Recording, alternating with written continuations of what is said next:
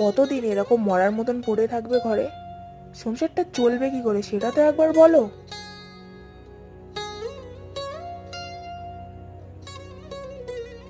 আহ, কি হলো?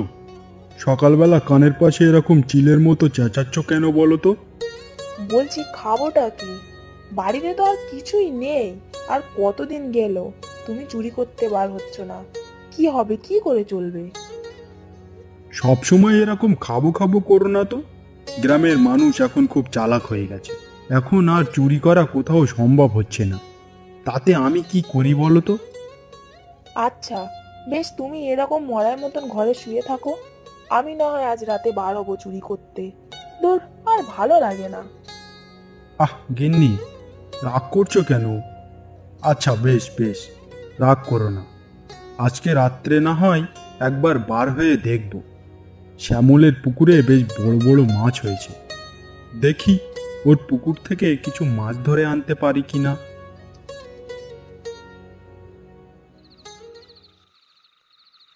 গিন্নির কথা শুনে এই শীতের বেলা চুরি করতে তো বার হলাম। যাই গিয়ে দেখি।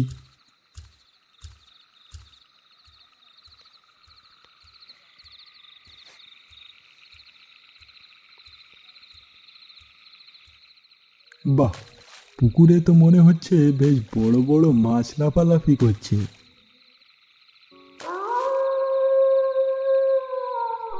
কে রে বেটা, এত রাত্রে আমার পুকুর পাড়ে এসে মাছের কথা বলে? কে যেন কথা বলছে? তোর এত রাত্রে আবার কে হবে? দেব দেব বেটার ঘাড় মোটকে? না, দেখি এই বেটা কি করে।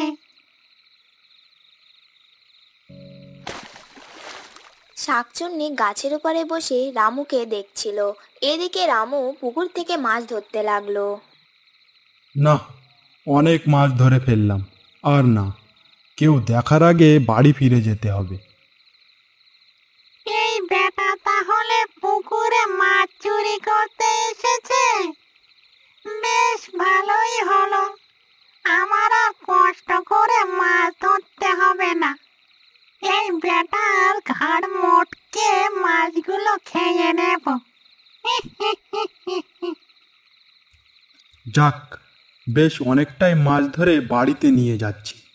গিন্নি আজ খুব খুশি হবে। এই বেটা তাহলে ওর গিন্নির জন্য মাছ চুরি করে নিয়ে যাচ্ছে। এই বেটাকে যদি না ভয় দেখিয়ে এর গিন্নির শরীরের ভিতরে ঢোকা যায়, তাহলে প্রতিদিন এইরকম বড় বড় মাছ খাওয়া হবে। যাই, বেটার পিছু পিছু গিয়ে দেখি। এইভাবে রামু তার বাড়ির দিকে যেতে লাগলো, আর তার পিছু পিছু শাকচুন্নিও যেতে লাগলো। এইভাবে রামু তার বাড়িতে গিয়ে, গিন্নি, ও গিন্নি, এই দেখো, দেখে যাও একবার। ওহ, কি হলোটা কি বলো তো? এত রাতে এরকম করে চেঁচাচ্ছ কেন? এই নাও, এটা ধরো। আরে বাবা, এত বড় বড় মাছ কোথা থেকে আনলে? ওসব তোমাকে জানতে হবে না। মাছগুলো কেটে রেখে দাও, কাল সকালবেলায় রান্না করবে। আমি ভেতরে যাচ্ছি, গিয়ে একটু বিশ্রাম করব। এই বলে রামু ঘরের ভিতরে চলে গেল। ও রামুর গিন্নি ঘরের উঠোনে বসে মাছ কাটতে লাগলো। এদিকে শাকচুন্নি, এই ঠিক সময়, এখন বেটা ভেতরে গেছে।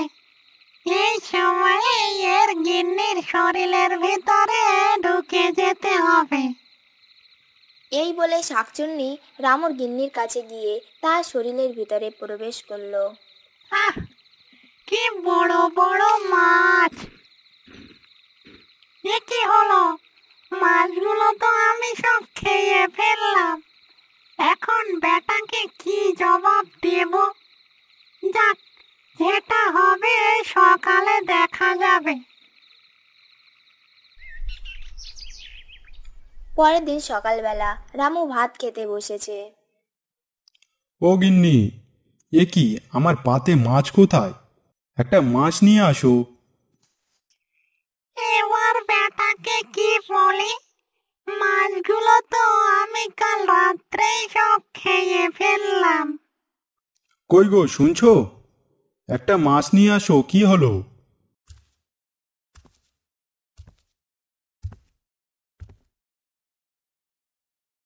এই জানো কি, কালকে রাতে আমি মাছগুলো কেটে রেখে দিয়েছিলাম, কিন্তু মাছগুলো আর সেখানে নেই।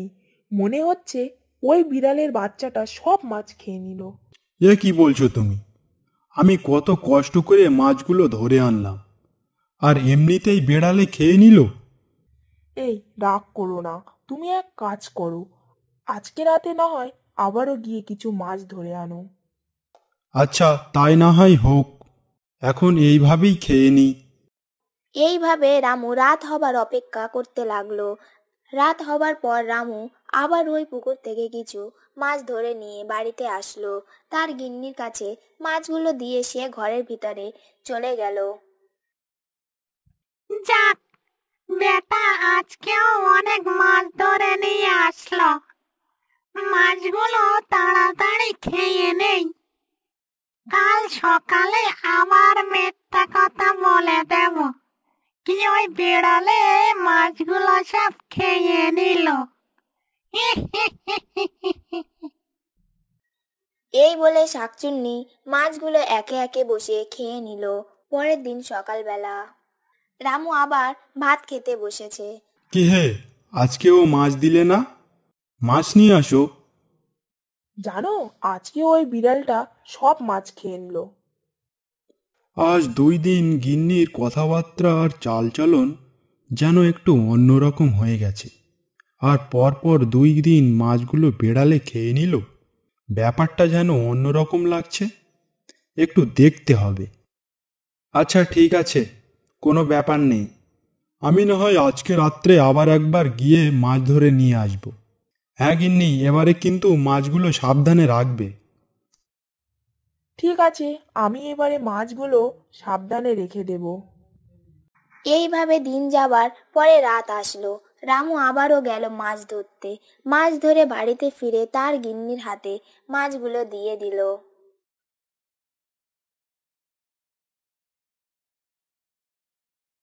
আজকে গিন্নির উপরে একটু নজর রাখতে হবে, দেখি কি করে। রামু এই দৃশ্য দেখে খুব ভয় পেয়ে গেল। তারপর রামু এ কি, এ কি দেখছি? এ তো আমার গিন্নি না, এ তো কোনো শাকচুন্নি। দাঁড়া দাঁড়া, তোর দেখাচ্ছি মজা। আমি এক্ষুনি গিয়ে ওঝা মশাইকে ডেকে নিয়ে আসছি। এই বলে রামু দৌড়ে ওঝাকে ডেকে নিয়ে আসলো। রামু বাড়িতে আসার পর তুই আসলে কে আমি জেনে গেছি, এই জন্য ওঝা মশাইকে ডেকে নিয়ে আসলাম। এই শাকচুন্নি, তুই এখানে এসেছিস কেন? আর এর কিন্নির শরীরের ভেতরে তুই কি করছিস? বার হয়ে যা, বার হয়ে যা বলছি, না হলে তোকে আমি বন্দি বানিয়ে নেব। হা হা হা হা হা। শাকচুন্নি তার আসল রূপে ফিরে আসলো। বেটা, তুই তাহলে সব জেনে গেছিস? তাহলে দাঁড়া, দিচ্ছি তোর ঘাড় মোটকে। এই বলে শাকচুন্নি রামুর দিকে এগিয়ে যেতে লাগলো।